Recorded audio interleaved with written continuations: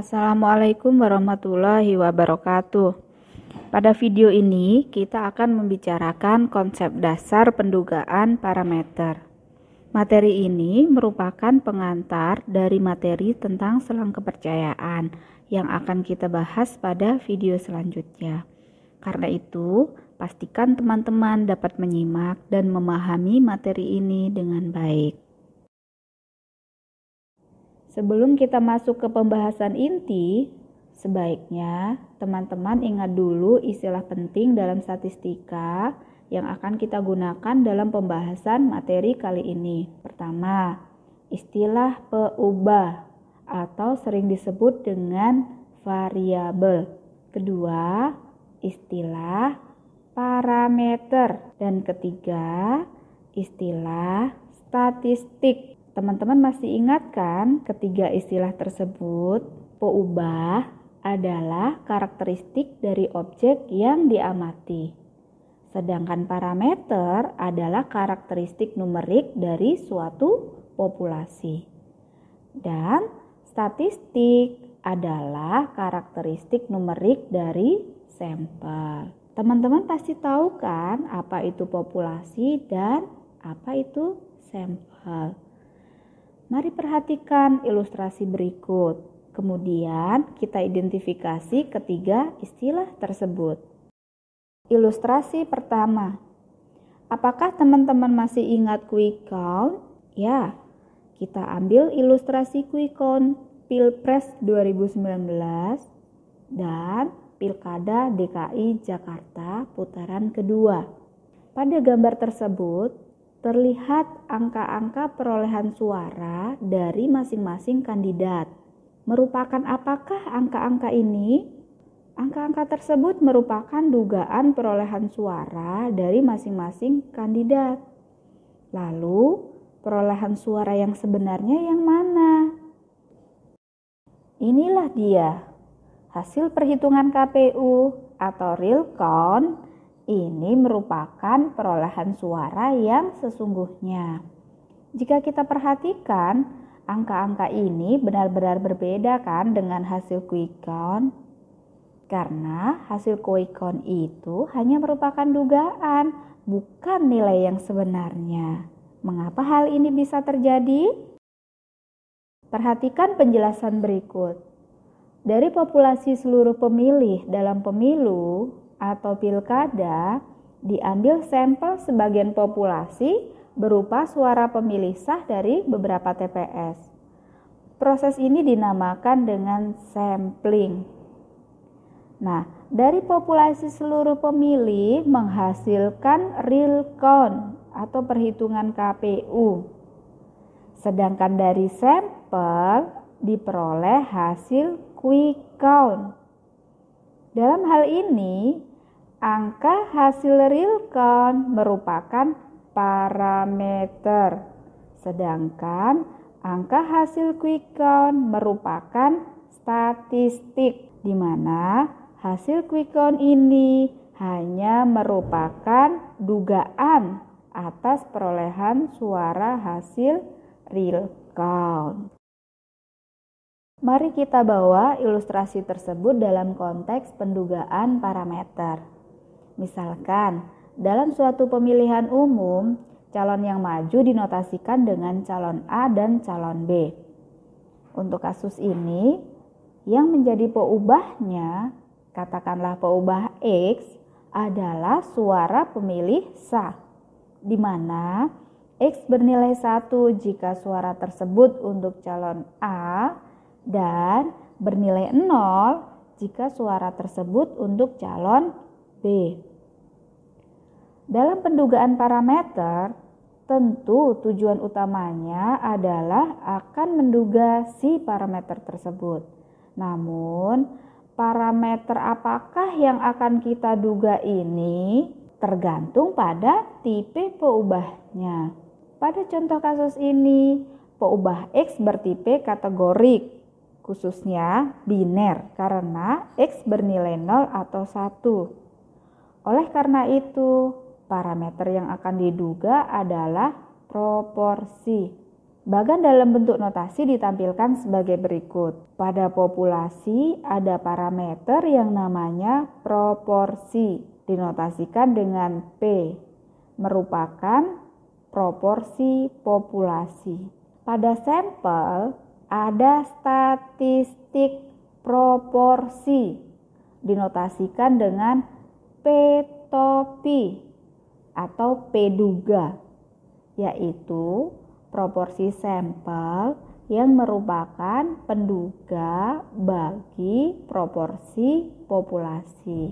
Jadi, kesimpulan dari ilustrasi pertama ini adalah bahwa untuk peubah yang bertipe biner, kita interest dengan parameter yang namanya proporsi, dinotasikan dengan P, dan diduga oleh statistik yang namanya proporsi sampel, dinotasikan dengan P-topi. Ilustrasi yang kedua, misalnya kita ingin mengetahui berapa lama seorang mahasiswa menghabiskan waktu untuk menonton YouTube dalam sehari. Kita dapat mendefinisikan peubah X, yaitu waktu menonton YouTube dalam sehari. Misalkan satuannya diukur dalam jam. Teman-teman tahu kan untuk peubah X yang ini bertipe apa? Peubah X bertipe numerik atau kuantitatif. Kalau peubahnya kuantitatif, maka interest kita pada parameter rata-rata atau min. Gambarnya seperti ini. Pada populasi ada parameter rata-rata yang dinotasikan dengan mu. Pada sampel ada statistik rata-rata yang dinotasikan dengan X bar. Jadi X bar merupakan penduga bagi mu. Artinya rata-rata sampel merupakan penduga bagi rata-rata populasi. Dalam contoh kasus ini, populasi dan sampelnya apa ya? Nah, itu tergantung pada penelitiannya di mana. Kita bisa memisalkan saja. Populasinya adalah mahasiswa IPB. Terus sampelnya adalah perwakilan mahasiswa yang diambil dari setiap departemen. Atau boleh juga ya, kita mendefinisikan populasinya itu adalah mahasiswa AGB kelas metode statistika paralel 26. Hehehe, gitu. Dari kedua ilustrasi yang telah kita bahas tadi, dapat kita ambil intisari sebagai berikut. Statistik merupakan penduga bagi parameter populasi. Untuk kasus data biner, parameter proporsi populasi P diduga dengan statistik proporsi sampel P duga.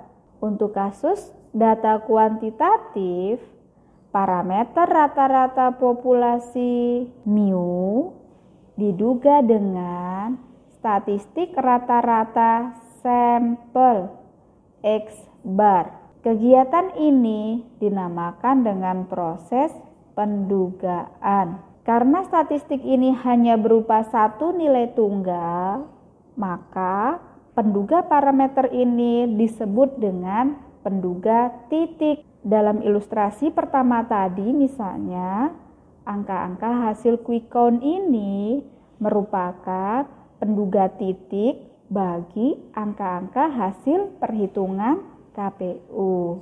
Sekarang mari kita bahas mengenai sifat dari penduga titik. Jadi penduga titik adalah nilai tunggal yang merupakan dugaan terbaik bagi parameter populasi.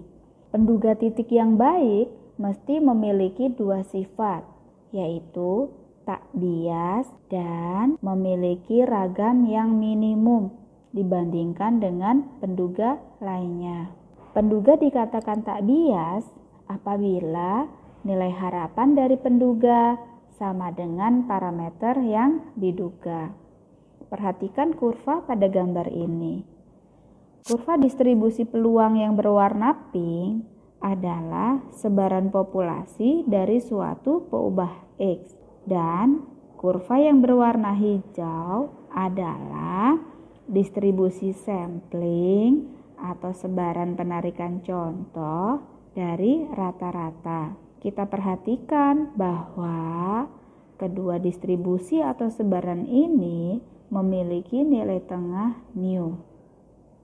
Nah, kondisi seperti inilah yang menunjukkan bahwa nilai harapan dari X bar sama dengan parameter mu, sehingga dikatakan bahwa X bar merupakan penduga tak bias bagi mu. Kemudian, mengenai ragam minimum, perhatikan ilustrasi melalui gambar berikut.